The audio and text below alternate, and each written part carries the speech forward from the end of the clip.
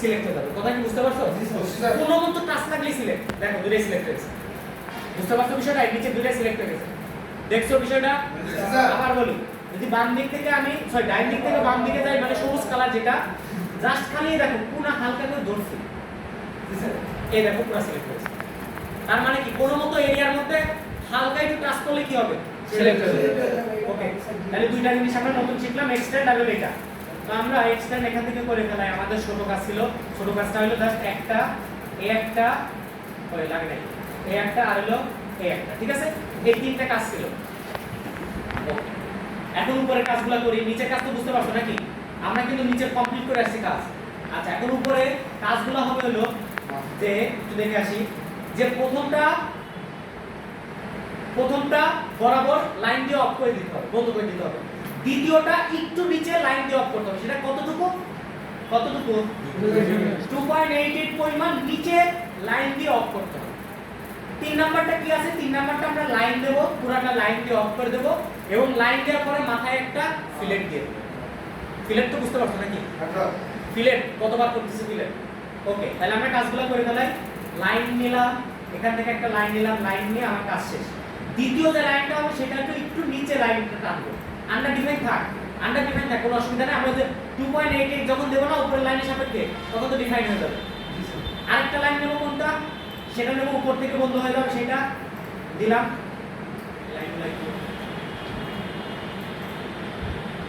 এই তিনশো মাপটা একদম বাজে দেখা যায়। এই যে এখন ঠিক আছে। ওকে, কি বলছিলাম? যে এই যে নিচের যে লাইন, এটা তো উপরে আমার লাইন অফ হয়ে যাবে, ওটা দেওয়া আছে, এটা আমরা অফ করে দিছি এবং এটা উপরে নিচে করতেছি। কিন্তু এটা লক করার জন্য কতটুকু? উপর থেকে কতটুকু? এটা কত? 2.88 দিছি 2.88, ঠিক আছে?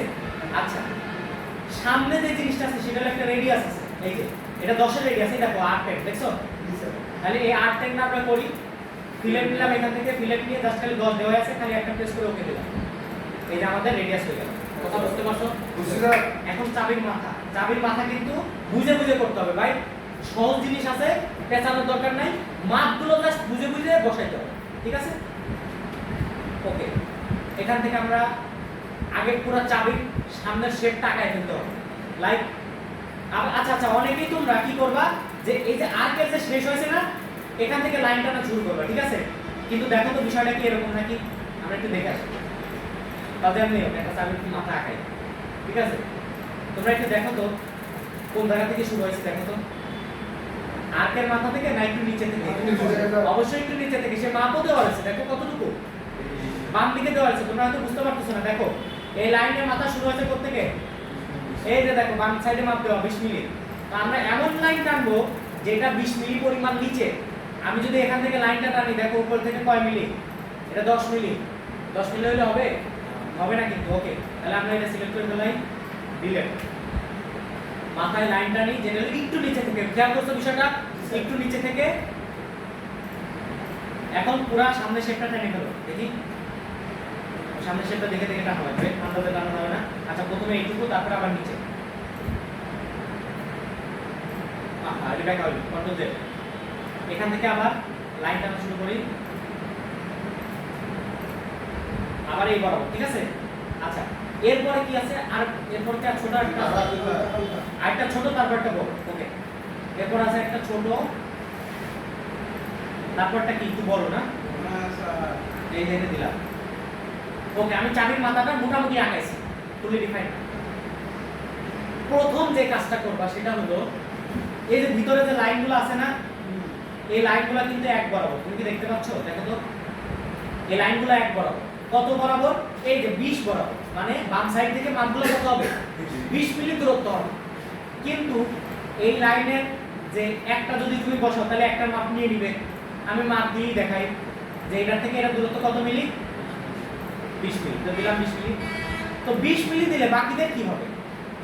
বাকিদেরকে সবগুলা বাকিদের আমরা পয়েন্টগুলো ধরে আমরা ভার্টিক্যাল করতে পারি না। এটা একটু আগে করলাম না, গত স্কেচে করলাম না? আচ্ছা, আরেকটা সিস্টেম আছে, সেই সিস্টেমটা একটু দেখাই। সেটা হলো, সাপোজ মনে করো তোমাদের এরকম দুইটা লাইন আছে, ঠিক আছে? এই দুইটা লাইনকে তোমরা এক বরাবর আনতে চাও। এক বরাবর, মানে প্রত্যেকটা লাইনের একসাথে হয়ে যাবে, এক বরাবর হয়ে যাবে সোজা, বা যে কোনো একটা লাইনের সাপেক্ষে লাইন এরকম হবে, এরকম হবে। বুঝতে পারছো বিষয়টা? মানে আমি একটা লাইনকে সরাবো তো ওর সাপেক্ষে সামনে হবে। এই রিলেশনকে বলে কোলিনিয়ার রিলেশন। কোলিনিয়ার রিলেশন, ঠিক আছে?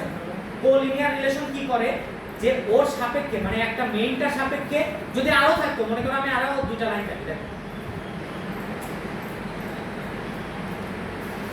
দেখো বিভিন্ন ভ্যারাইটিস লাইন আছে, ঠিক আছে? একদম লাইনগুলো টানা। তো আমি একটা সাপেক্ষে বলতেছি প্রত্যেকটা একদম সোজা হয়ে যাবে। তাহলে আমি এখান থেকে যদি 3 নাম্বার অপশন যেটা মেক কোলিনিয়ার, এটার মানে হলো একটা সাপেক্ষে বাকিগুলো একেবারে কি হবে, যে যেখানে থাক একবারে বরাবর চলে আসবে। বুঝাইতে পারছো বিষয়টা? দেখো আমি কোলিনিয়ারের সাথে সাথে এক লাইনে চলে আসছে চারটা। বুঝতে পারছো? তাহলে এই সেম জিনিসটা কি করতে হবে বলো তো? সেম জিনিসটা আমরা এখানে ব্যবহার করব, যে একটা লাইন বাকি তিনটা লাইন ব্যবহার করব, এবং কি কি রিলেশন? আচ্ছা কোলিনিয়ার দিলে কি হবে বলো তো? ওই উপরে যে ডিফাইন করা লাইন ওটা সাপেক্ষে সুন্দর করে বরাবর চলে আসবে। দেখো কোলিনিয়ার দিলাম, বাদ বাকিগুলো সব সমানে চলে আসছে। তোমরা কিন্তু দুই ভাবে করতে পারো, একটা হলো পয়েন্ট দিয়েও করতে পারো, আরেকটা কি, আরেকটা হলো লাইনগুলো ডাইরেক্ট সিলেক্ট করার পরে এখানে কোলিনিয়ার রিলেশন আছে ওটা দিলেও হবে। একই কথা, দুটো একই। আমি তো তোদের এখন এক্সপান্ড করতেছি, একটু করে বৃদ্ধি করতেছি, দুই একটা অপশন শিখাচ্ছি।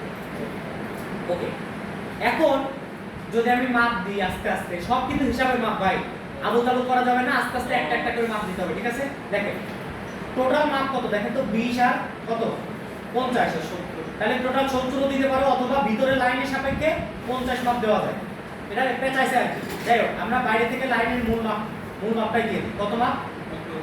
70 মাপ। 50 মাপ হলো ভিতর থেকে, এই যে ভিতর থেকে যদি আমি দিই তাহলে এটা 50 হবে, এই যে 50, এই 50 এর থেকে আসছে। বোঝা গেছে? তোমরা যদি একদম হুবহু মাপ দাও তাও অসুবিধা নেই, তাই ঠিক আছে? দিয়ে হুবহু মাপ, ভিতরের লাইনের সাপেক্ষে এই লাইন কত 50 মিলি।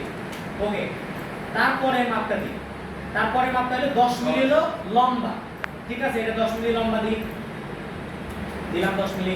আচ্ছা, তারপরে মাপটা কি আছে? তারপরে মাপটা হলো দ্বিতীয় লাইনের যে হরিজন্টাল লাইন আছে, দ্বিতীয় চাবির হাতের যে হরিজন্টাল আছে প্রথম লাইনটা, তার সাপেক্ষে উপর পর্যন্ত 30 মাপ। তাহলে উপরেরটা এবং নিচের প্রথমটা কত? 30। খুব হিসাব করে বুঝে বুঝে দিও, কিন্তু মাপ একটা ভুল হলে কিন্তু পরে মিলবে না, আবার বুঝতেই পারা যাবে না। ওকে, তারপরে কি করি? তারপরে 50 যেটা, সেটা হলো দ্বিতীয় হাতের নিচেরটা। তাহলে দ্বিতীয় হাতের নিচেরটা দিয়ে আসি, উপরের সাপেক্ষে দ্বিতীয় হাতের নিচেরটা কত? 50 মিলি। ওকে, তারপরে তৃতীয় ঘাতের উপরেরটা হলো 66 মিলি। তাহলে আমরা প্রথমটা এবং তৃতীয় ঘাতের উপরেরটা হলো কত? 66 মিলি।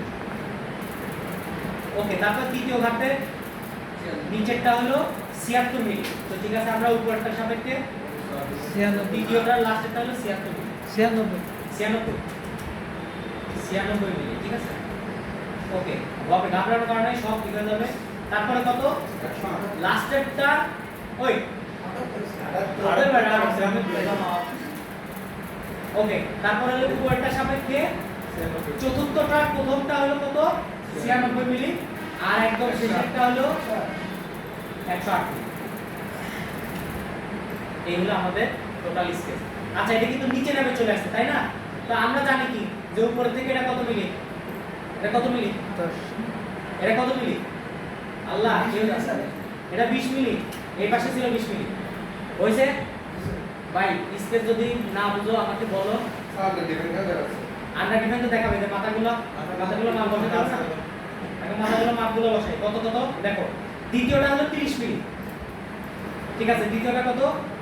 30 মিলি, বসাই দিলাম 30 মিলি। ওকে, তারপরটা কত মিলি? তারপরটা হলো বডি থেকে মাপ নিছে, নিচে দুটো হলো বডি থেকে মাপ নিছে। বডি থেকে কত?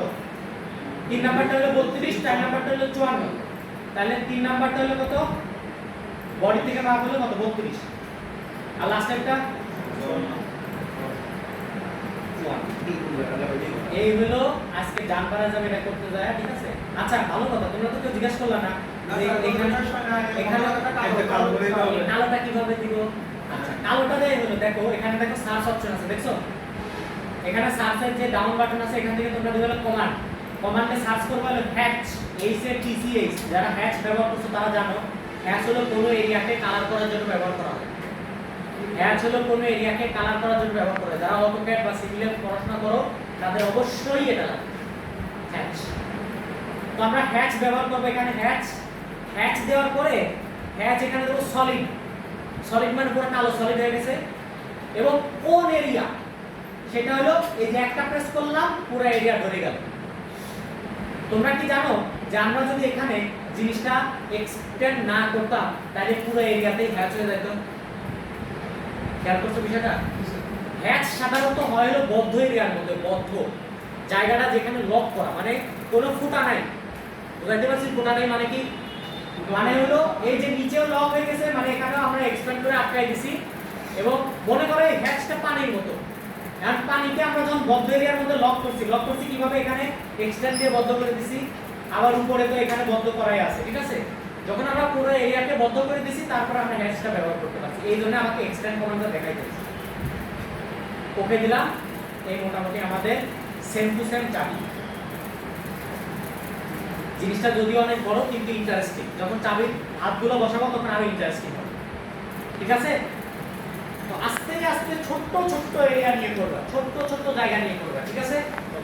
ছোট্ট জায়গা নিয়ে করবা। তোমাদের সময় এটার জন্য হলো 40 মিনিট বরাদ্দ, একদম 5টায় শেষ হবে।